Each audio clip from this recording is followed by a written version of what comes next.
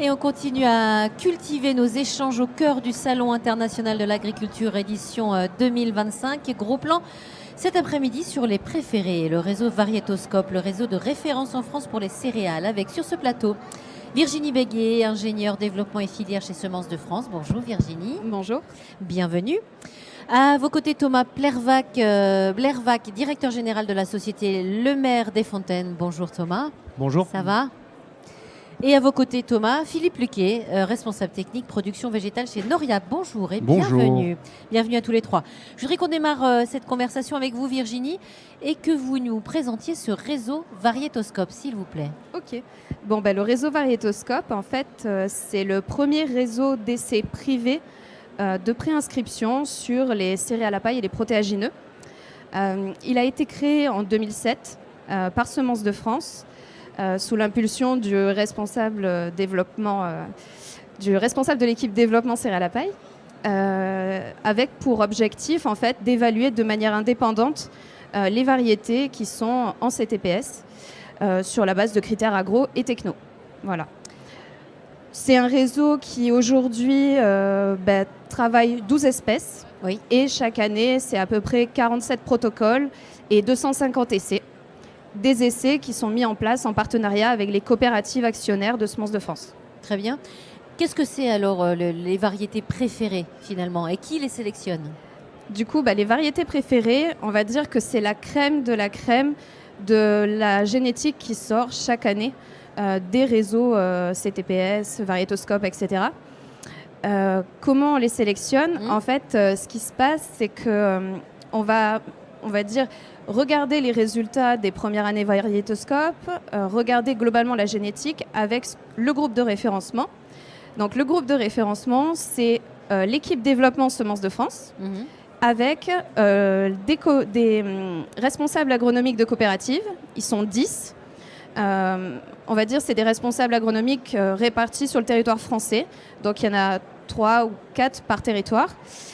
Ces personnes, en fait, vont être autour de la même table et vont mettre leurs observations, leurs conclusions sur les variétés en commun. Et tous ensemble, on va repérer les variétés qui, selon nous, ont le plus d'intérêt pour l'agriculteur et pour l'agriculture française. Oui, voilà. Tout à fait. Vous êtes évidemment, on le rappelle, engagé dans cette troisième voie de l'agriculture dont on parle tant. Dès lors, est-ce que vous pouvez nous dire, Virginie, en quoi ces variétés sont des offres à impact positif aujourd'hui ?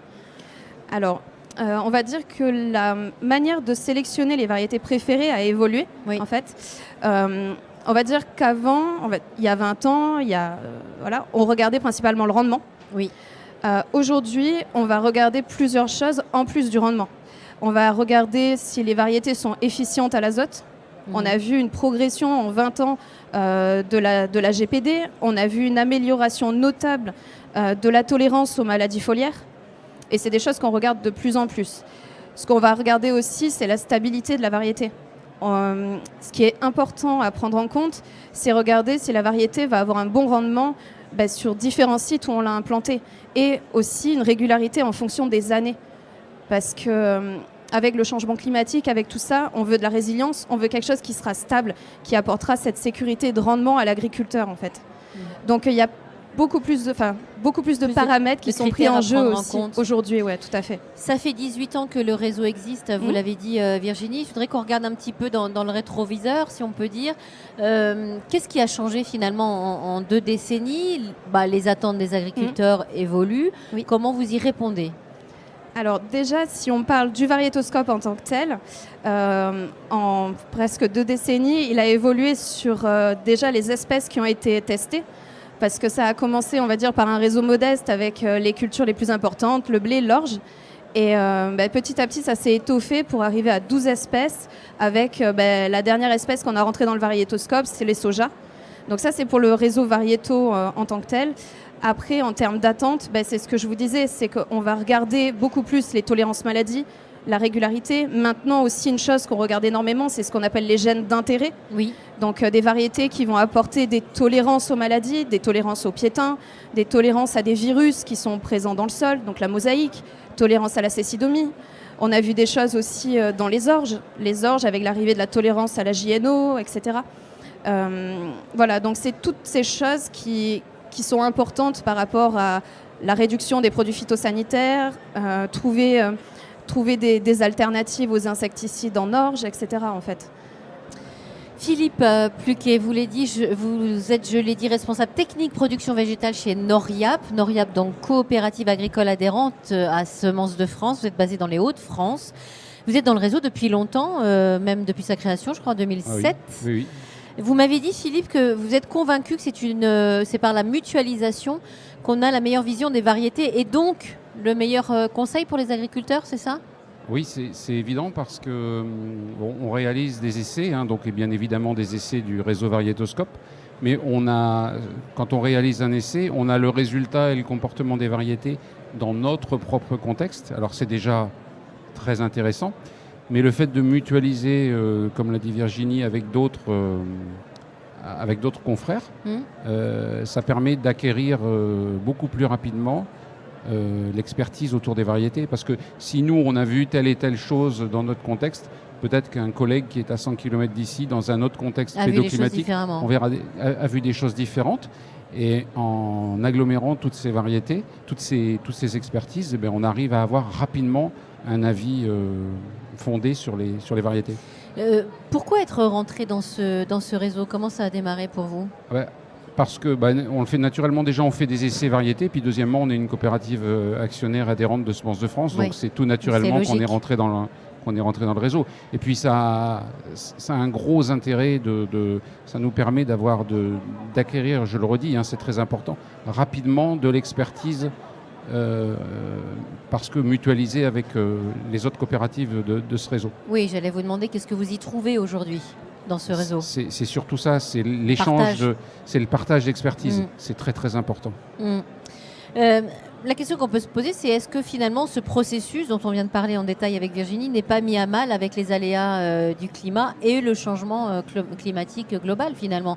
Est-ce qu'il ne faut pas s'adapter chaque année ? Changer, rechercher à nouveau de nouvelles variétés ? Si, alors, il faut effectivement... alors déjà, non, le processus n'est pas mis à mal, parce que je dirais non seulement il n'est pas mis à mal, mais il est certainement plus que nécessaire, puisque la courbe de vie d'une variété, c'est environ 5 à 6 ans, on va dire, globalement. Et donc, il faut tous les ans, par exemple, nous, la coopérative offre une gamme en fonction des années de 16 à 20 variétés aux agriculteurs. Tous les ans, vous en avez 4 ou 5 qui disparaissent parce que anciennes, parce que moins performantes.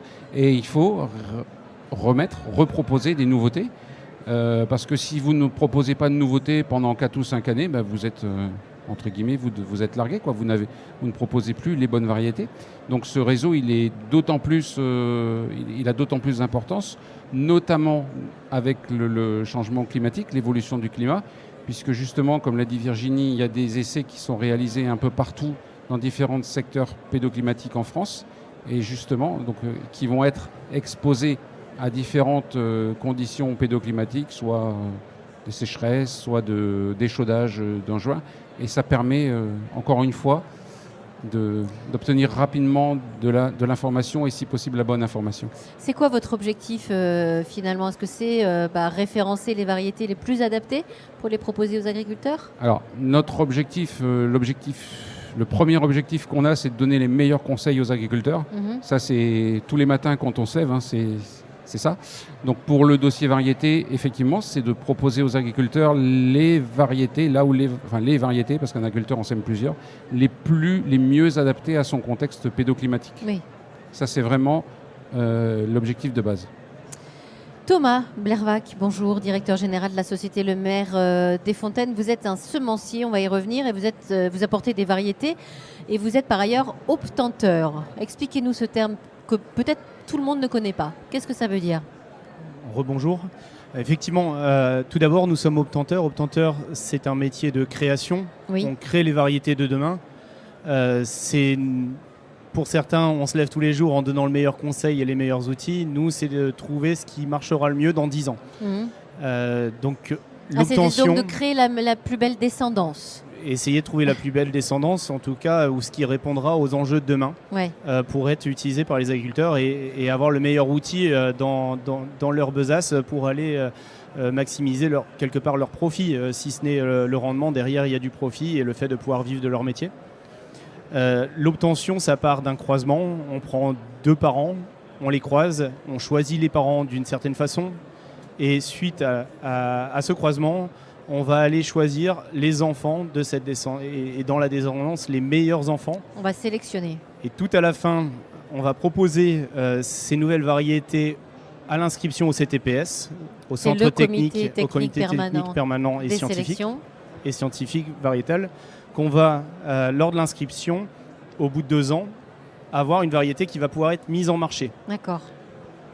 Dans ce processus-là, au moment du dépôt CTPS 1 ou en CTPS 2, on va proposer nos variétés au comité et pour l'entrée au préféré, pour qu'elles puissent être testées dans un réseau qui sera différent de celui du CTPS. Le CTPS fonctionne par une région nord, centre et sud. Dans le réseau, on va pouvoir s'inscrire également dans une région et voir si elle convient à beaucoup plus d'utilisation. Ça va amener beaucoup de robustesse. On parle de mutualisation, c'est vrai. Moi, ce que je vois, c'est de la robustesse du résultat. Plus on aura de résultats, meilleure sera la conclusion. Et ça, c'est important. On parlait aussi là tout à l'heure d'années difficiles. Une année difficile en sélection, c'est quelque chose qui est positif parce qu'on va pouvoir éliminer du matériel. Notre métier, c'est choisir. Le sélectionneur, tous les ans, il doit choisir ce qu'il y aura de meilleur et qui aura le plus de chances d'apporter des solutions demain. Grâce à ça, aujourd'hui, on a des nouveaux outils. On va pouvoir utiliser des techniques moléculaires pour aller chercher des gènes d'intérêt, vérifier leur présence et de cela faciliter le choix au champ parce qu'une année où on n'a pas de pression d'une certaine maladie, on ne sait pas choisir sur cette maladie. Grâce aux marqueurs, on va pouvoir choisir en permanence les descendances et accumuler le maximum de résistance. Donc ça, c'est le métier d'obtenteur. Et effectivement, c'est tout en amont. C'est souvent 7 ans avant l'entrée dans le réseau. Et nous, on a déjà choisi pendant 7 ans. Et dans le réseau, on choisit, Virginie appelle ça la crème de la crème, on choisit des choses qui sont encore meilleures, ou en tout cas, on va pouvoir choisir entre compétiteurs. Semences de France va choisir ce qui reste de meilleur entre nous. Et on reviendra sur l'aspect R&D un instant, mais Virginie, vous vouliez rajouter quelque chose à l'instant, non ? Non, c'était juste que le réseau en fait est aussi en 3 zones comme le CTPS. D'accord, ok. Voilà. Et ça veut dire que vous êtes fournisseur, vous êtes partenaire du réseau. Comment est-ce que vous vous définiriez ? Nous sommes fournisseurs de génétique, puisqu'effectivement, sur le réseau Semences de France, on va être fournisseur de génétique. Semences de France avec Unisigma est aussi fournisseur de génétique et Semences de France va pouvoir le mettre en marché. D'accord. Donc quelque part on fournit une génétique et libre à eux de choisir ce qu'il y a de meilleur. Et le point de vue qui est intéressant, c'est qu'ils souhaitent mettre en marché ce qu'il y a de meilleur dans ce qui vient juste de s'inscrire. Donc ça apporte un certain gage d'indépendance et de choisir ce qui a le plus de chances d'être mis en marché. Est-ce qu'aujourd'hui vous travaillez avec d'autres réseaux et est-ce que vos variétés sont en compétition ? Nos réseaux, on a un deuxième réseau qui s'appelle un réseau obtenteur qui permet de faire le même travail, c'est de vérifier comment on se situe. Parce qu'il est important dans notre métier, non pas de se sentir en compétition, mais de regarder ce qu'il y a de meilleur pour faire les croisements de demain. Il y a une énorme émulation et c'est ce qui s'appelle le progrès génétique. Et ce que met très fortement en avant les préférés, c'est toujours ce qu'il y a de meilleur pour toujours amener à l'agriculteur la meilleure des solutions. Alors je l'ai dit en préambule, Thomas, vous êtes obtenteur, mais vous êtes également semencier. Oui. Alors le semencier... ça consiste en quoi ? C'est celui qui va multiplier les variétés grâce à un réseau d'agriculteurs multiplicateurs. D'accord. Nous, on fait ce métier pour 2 raisons. La première raison, c'est que, étant fournisseur de génétique, on a besoin d'un petit réseau d'agriculteurs multiplicateurs. Et ça représente quand même 3000 hectares de multiplication en France pour la société Le Maire des Fontaines. C'est pas négligeable. Et c'est 180 agriculteurs avec lesquels on travaille en agriculture biologique et en agriculture conventionnelle. Et on fera un plateau multiplication des semences demain, je le précise, demain matin. D'accord, je reviens pas. Hein. Ah si, venez quand même.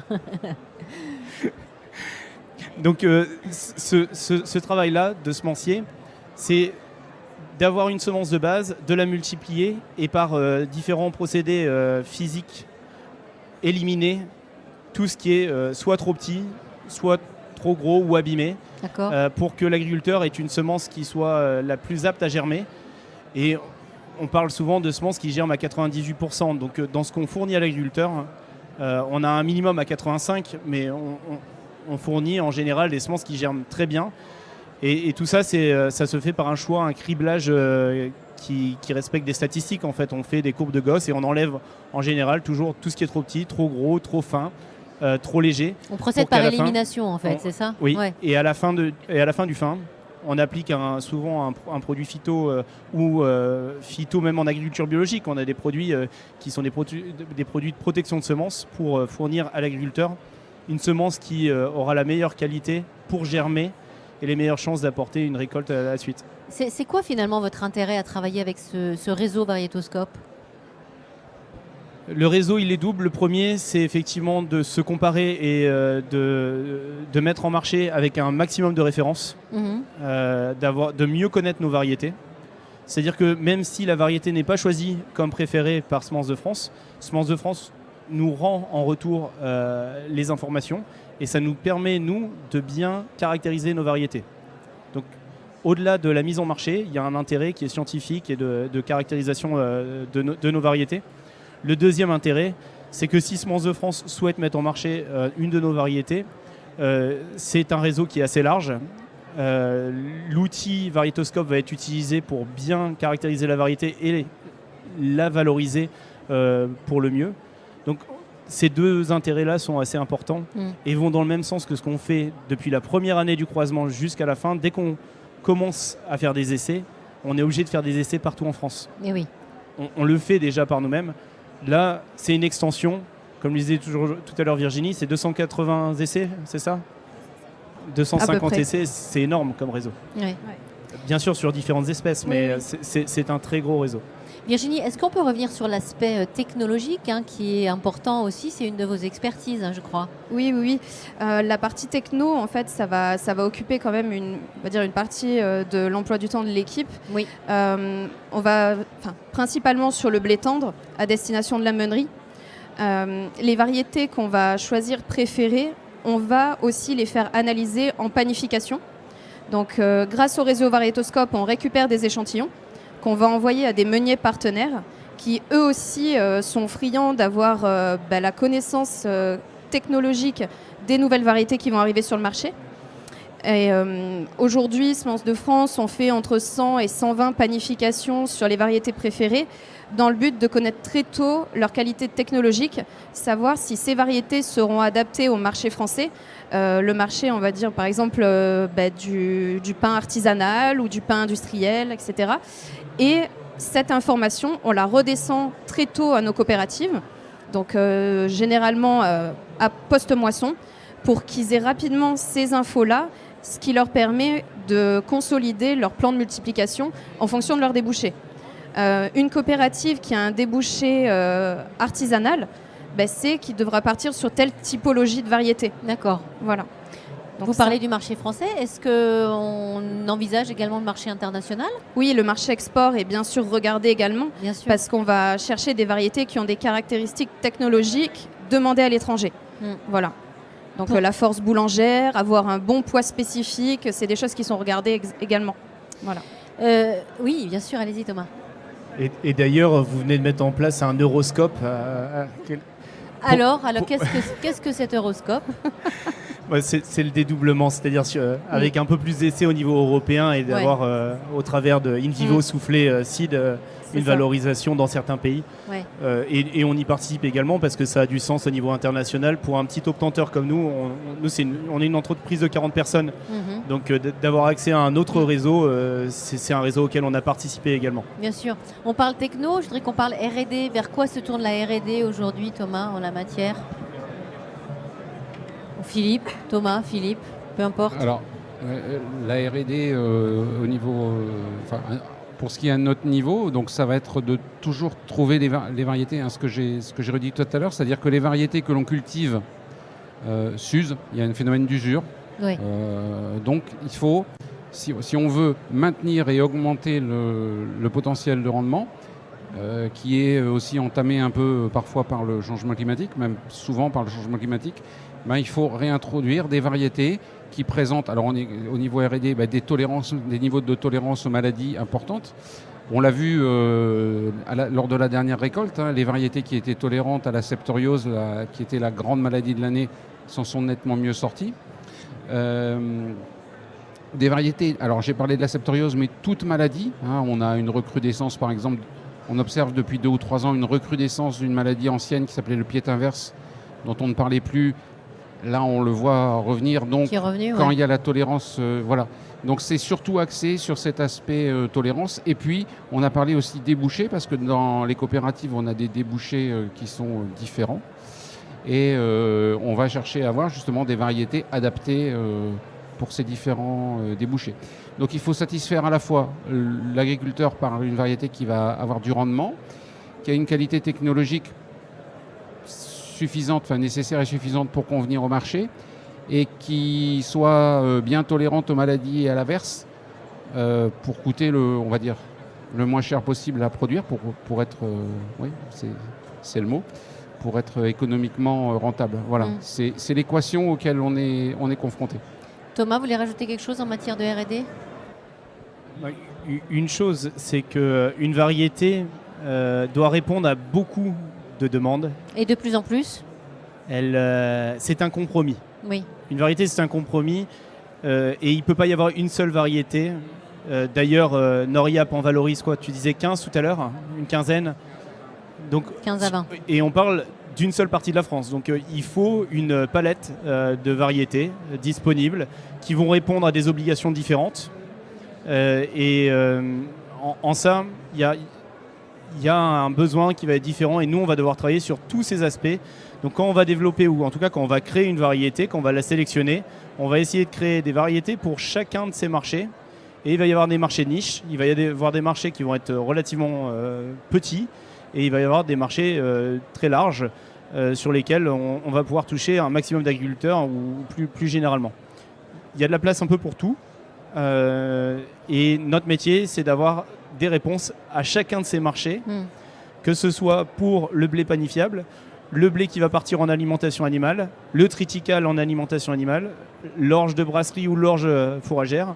On va avoir des blés biscuitiers, on va avoir des blés qui vont être des tout venants, des baffes, c'est-à-dire des blés de force, qui partent à l'international, et des blés qui vont à l'international avec des marchés spécifiques. Et en fonction des pays. On ne vend pas le même blé quand on va en Espagne et dans les pays que de l'Est. Quand on va au Maroc ou ailleurs. Ça, voilà. ouais. Donc on doit répondre à tout ça. Et le deuxième volet, effectivement, ce sont les résistances maladies. Ce sont une meilleure efficacité à accaparer, fixer l'azote. On parlait tout à l'heure de GPD. La GPD, en fait, c'est la façon d'une variété d'être efficace à récupérer l'azote. Et en ça, on réduit les intrants et on réduit l'impact sur le climat. On va améliorer, en fait, on fait de la décarbonation de l'agriculture. Bien sûr. Et ça, c'est au cœur de notre filière. Et il faut savoir que notre métier, effectivement, c'est du temps long. On ne peut pas appuyer sur un bouton et demain avoir une variété qui soit plus efficace, parce que dans le même temps, si on choisit une variété efficace mais qu'elle verse, on n'aura fait que la moitié du chemin. Verser, c'est la capacité d'une variété à tomber au sol. Une fois qu'elle est au sol, elle n'a plus la même qualité. On parlait tout à l'heure d'un cas. Bon, ce sont des choses qu'on doit garder à l'esprit en permanence, parce qu'une variété, ça reste un compromis. Si on a tout bon sur un point, mais qu'à côté on a faux, l'agriculteur ne la prendra pas, ou alors la filière ne le prendra pas. C'est-à-dire que la qualité ne sera pas là et la filière ne l'achètera pas. Virginie, un dernier mot de conclusion. Est-ce qu'il y a un dernier message que vous voulez faire passer ? L'histoire du temps long, c'est vraiment ce qui ressort de tous les plateaux cette année au Salon de l'Agriculture. C'est vraiment ça la clé, le temps long, la patience. C'est ça. Du coup, pour un message de fin, dire qu'au-delà des variétés préférées qu'on sélectionne avec le groupe de référencement, ça va être un message de manière générale aux coopératives, aux agriculteurs, dire choisir le progrès génétique. En fait, faire le choix du progrès génétique, faire le choix du renouvellement variétal, parce que les obtenteurs travaillent, les coopératives travaillent, tout le monde travaille dans le même sens pour aller vers une agriculture plus vertueuse. et les nouvelles variétés s'inscrivent totalement là-dedans. Ouais. Et quel est le meilleur moyen que en soutenant la recherche, en prenant des nouvelles variétés, en prenant des semences certifiées, en prenant faire le choix du progrès génétique chaque année, en fait. Philippe, vous me disiez que ce réseau Variétoscope, c'est l'antichambre de votre réseau à vous. Oui, c'est clair. Alors, effectivement, il y a plusieurs réseaux. On a après un réseau propre à la coopérative, mais qui a pour but de présenter les variétés qu'on a choisies justement, on va dire, dans le Variétoscope, pour présenter donc l'année d'après aux agriculteurs.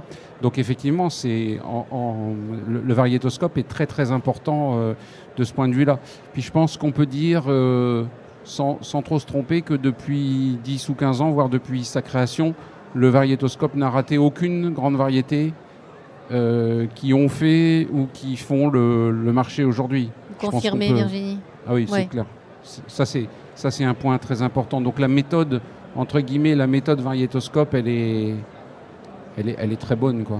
Elle est éprouvée, comme on dit. Oui, elle est éprouvée. C'est exactement et ça. Elle est sûre. Thomas, pour résumer, finalement, ce réseau, il a vraiment cette capacité à mettre en avant le meilleur de la génétique aussi. C'est ça qu'il faut garder en tête. Ce réseau, les obtenteurs en général y croient. Enfin, je veux dire, on y participe tous. On pense tous que c'est une solution pour trouver la meilleure variété, ou en tout cas les confronter les unes aux autres. Oui, c'est ce qui met en avant le meilleur de la génétique. C'est ce qui permet de communiquer une fois que la variété est inscrite sur ses intérêts. Donc merci au Variétoscope, et puis nous on est très contents de continuer à y participer. Et merci à Philippe Liquet qui y croit depuis le début. Je suis un fervent. Il est un grand fan. Et moi je suis ravie d'avoir animé ce plateau très intéressant. Merci à tous les trois pour vos propos très pertinents. Excellent SIA à tous les trois. Merci. À bientôt. Merci beaucoup. Merci beaucoup.